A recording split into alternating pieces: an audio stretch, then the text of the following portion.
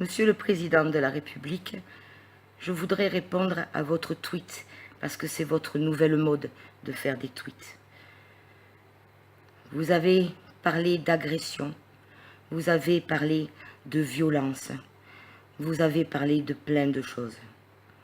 Mais l'agression, c'est aussi brutaliser les citoyens, brutaliser les gens dans leur quotidien, c'est brutaliser les élus et l'opposition.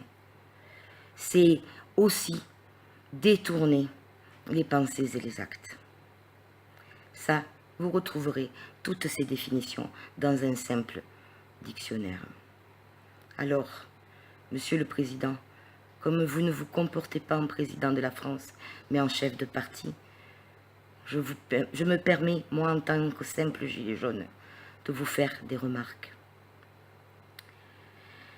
Les premières, c'est que nous avons du mal à supporter votre ton méprisant, votre allure empoulée, vos termes venus d'on ne sait où.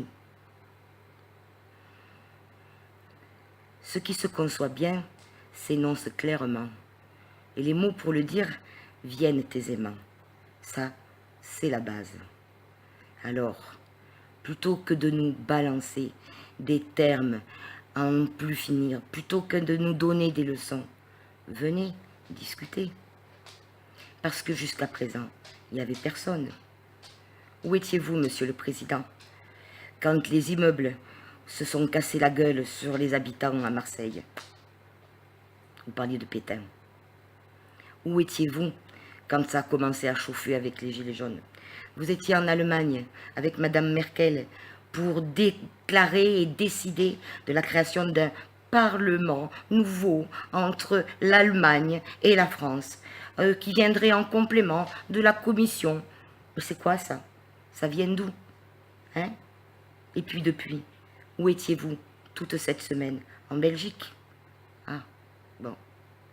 Alors, moi je vais simplement reprendre ce que vous dites.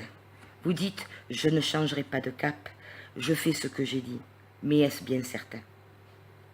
Vous avez d'abord toutes les mesures qui ne figuraient pas dans votre cap et qui ont été imposées aux Français.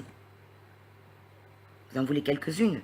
La réforme de la SNCF, les 11 vaccins obligatoires, l'attaque aux retraités, la deuxième journée de solidarité, pour ne citer que celle-ci.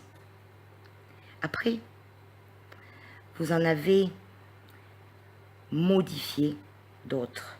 Vous les avez rallongés à des calendes lointaines.